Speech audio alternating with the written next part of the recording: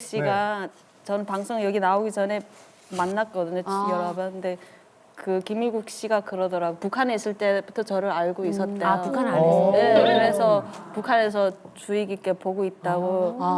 근데 북한에서 욕은 안 한대요. 저를 욕은 안 하는데 야심 있는 여자라고 북한 내부에서 표현을 한대요. 북한에서 유명하다 할 때 주위 남한 분들은 엄마 북한에서 현세 씨 유명해 이런데 저는 그 말이 소름이 끼쳤어요. 그치, 좀 북한 무섭지 주민은 않아요? 알 수가 없고 안다는 건 북한 보이부 주의 깊게 보고 있다. 그래도 지금 이렇게 인권 활동 하시면서 겁나진 않으세요? 그래도 한켠에는? 있어요. 솔직히 제가 2015년 7월에 자서전 발간하고 제가 뉴욕에 있을 때 국정원에서 연락이 왔었어요.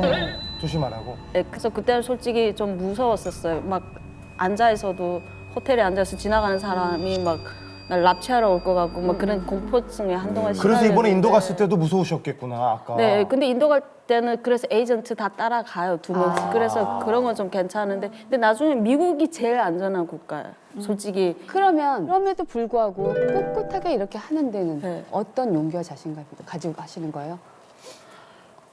사명감? 사명감? 네, 그래서 처음에 제가 테드 강연 요청을 받았을 때는 그냥 나는 그냥 커리어에 한 글자 한 줄 더 써놓는다는 그런 생각으로 올라갔었어요. 근데 시작은? 예, 시작. 저는 솔직히 뭐 북한 인권이 뭔지 북한 인권이라는 단어를 한국에 와서 뉴스 보면서 하도 북한 인권에서 검색을 해서 알았던 거거든요.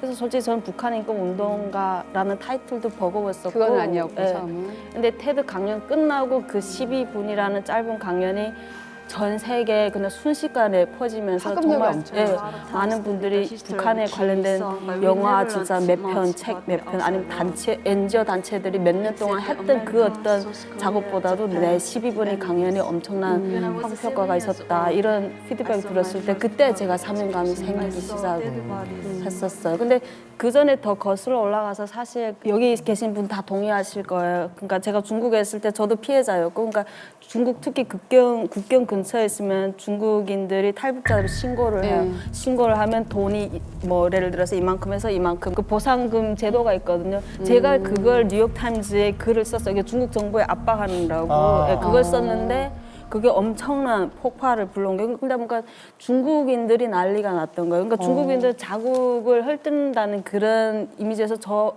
저희 그 팬페이지에 들어와서 공격을 엄청 당해서 제가 너무 속상한 거예요. 근데 그때 당시 그 탈북자 중에 영국에서 또 인권운동 하시는 언니가 있어요. 근데 그 언니가 바로 저한테 그때 나는 현서 씨가 뉴욕타임즈에서 그 기사를 냈을 때 너무 감사했다고. 왜냐면 최초로 제일 큰 플랫폼에서 그 이야기를 다룬 게 저라고. 그래서 그 언니가 용기를 실어주더라고요. 그 언니가 자신도 그렇게 피해를 봐서 그 언니는 500원의 신고를 당해서 북한에 북송돼 갔다 왔다고 언니가 이야기를 하더라고요.